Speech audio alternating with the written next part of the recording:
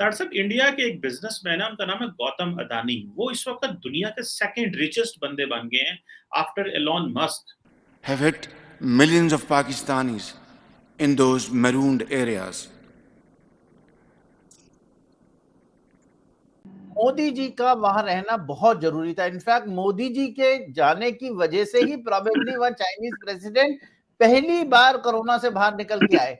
और Forbes magazine कहता है कि उनकी जो मेरा ख्याल है नेट वर्थ है वो तकरीबन 159.9 बिलियन डॉलर।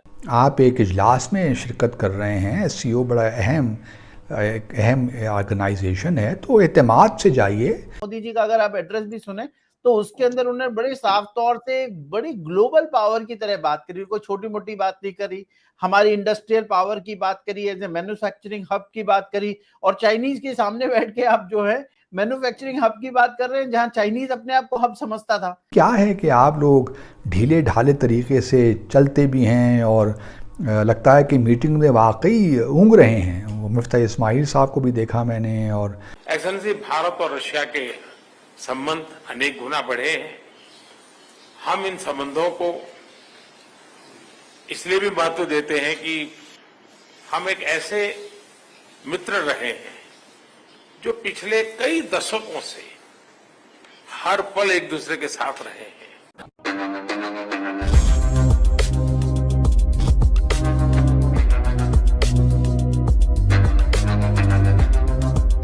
दोस्तों, गौतम अडानी अब दुनिया के सेकेंड सबसे अमीर आदमी बन चुके हैं। वे अमेजॉन के जेफ बेजोस को पीछे कर दुनिया के सेकेंड सबसे अमीर आदमियों के लिस्ट में आ गए हैं। दोस्तों, वो दिन दूर नहीं जब बहुत जल्द भारत का ये बिलियनियर इलोन मस्क को भी पीछे कर दुनिया का नंबर 1 बिलियनियर बन जाएगा। तो चलिए इस पर पाक मीडिया का रिएक्शन देखते हैं। दरअसल इंडिया के एक बिजनेसमैन है, उनका नाम है गौतम अदानी। वो इस वक्त दुनिया के सेकंड रिचेस्ट बंदे बन गए हैं आफ्टर एलॉन मस्क।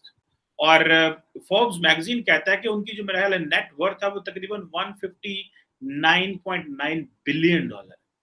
दरअसल पाकिस्तान के अंदर, क्योंकि आप पाकिस्तान की एलीट को और पाकिस्तान के जो पॉलिटिकल कल्चर को बड़ा इन डेप्थ समझते हैं, पाकिस्तान के अंदर इंडस्ट्रियलाइज्ड या इंडस्ट्री बेस्ड बिलियनियर्स क्यों नहीं है, और क्यों जो पाकिस्तानी बिलियनियर्स हैं वो या तो पॉलिटिशियंस हैं या वो हैं।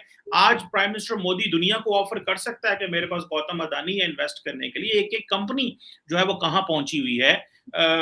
जिस तरह फेसबुक कह रहे हैं कि हमें मेटा कह रहा है कि हम पाकिस्तान में 120-25 मिलियन डॉलर लगाएंगे, अब कंपनीज पाकिस्तान को एड दे रही हैं। हमारे यहाँ क्यों इस तरह इंडिविजुअल बिलियनियर्स जो एक्सपोर्ट लेड ग्रोथ हमें नहीं दे सके, इसको आप कैसे रीड करते हैं? क्योंकि प्राइम मिनिस्टर मोदी तो आज अपने बिजनेसमैन को इंटरनेशनली जो है वो कैश करवा रहे हैं। सर देखिए, उसमें चीमा साहब, अक़वाम जो होती, कौमें होती हैं, उनके डिसीजन, जो पुराने डिसीजन, मैंने इस इंडिया की इकोनॉमी के ग्रोथ के बारे में मैंने पढ़ा है इसके बारे में। तो उसमें उनके अर्ली डिसीजन जो है 1947 से लेकर आज तक अगर देखा जाए तो उनके जो डिसीजन पहले जो लगते थे कि अच्छे डिसीजन नहीं है उनके, लेकिन वो सारे आप उनको जब अकेला बैठ के सारी उसकी मैंने रिसर्च की तो वो सारे इस वक्त उन सब का फ्रूट आज निकल रहा है। अब मैं वो छोटी सी बात बताऊंगा कि उन्होंने शुरू में 1947 में इंपोर्ट पे पाबंदी लगा दी और फिर उनका झुकाव रशिया की तरफ था। रशियन आज भी भारत जो है वो दुनिया में सबसे ज्यादा असला खरीद रहा है रशिया के साथ। आज तेल भी ले रहा है तो रशिया से ले रहा है।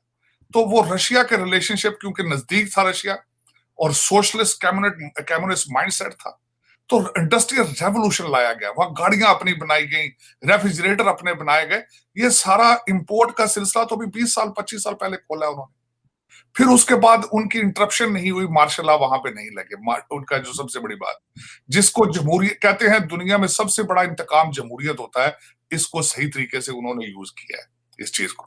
आज उसकी सबसे बड़ी मिसाल मौजूद है। आम पार्टी एक इतने लार्जर स्केल पर नहीं है, लेकिन पंजाब में आई है, लोग उनको लेकर आए हैं। सबसे बड़ी जमहूरियत की अच्छी मिसाल ये है आम पार्टी का पंजाब में आना।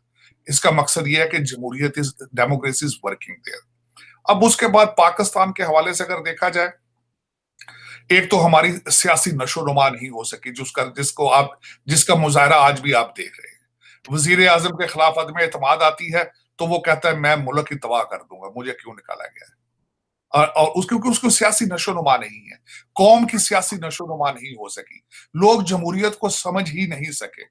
आज वो एक एक्स प्राइम मिनिस्टर बार बार शोर करता है कि शफाफ इलेक्शन कराओ, शफाफ इलेक्शन कराओ। कल मरियम नवाज ने बिल्कुल अच्छा जवाब दिया, उसने कहा सूबा सराद की असम्बलियों से रिजाइन दो, पंजाब की असम्बलियों से रिजाइन दो, तो इलेक्शन तो मैंडेटोरी हो जाएगा फिर।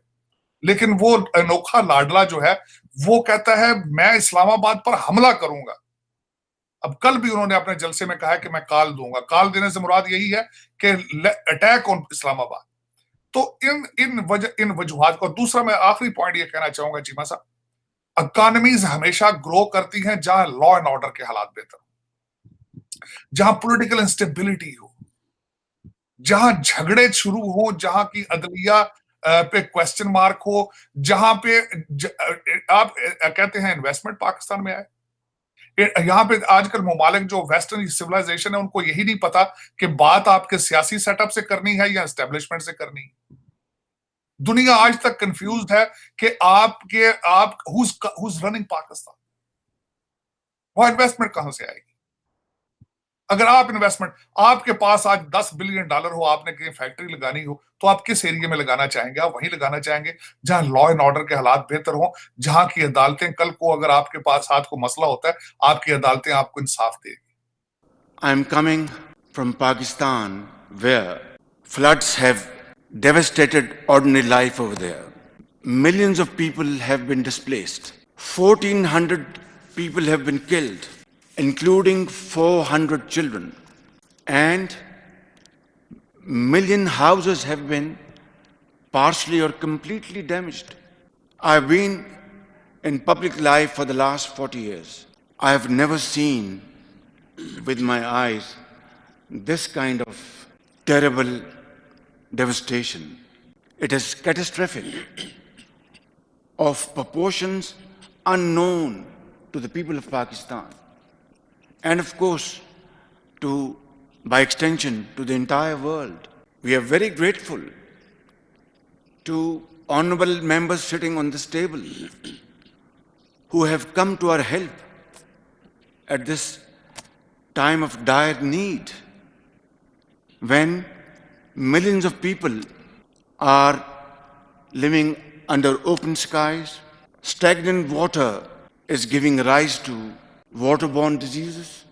Children getting malaria and diarrhea, temperature, all kinds of diseases have hit millions of Pakistanis in those marooned areas.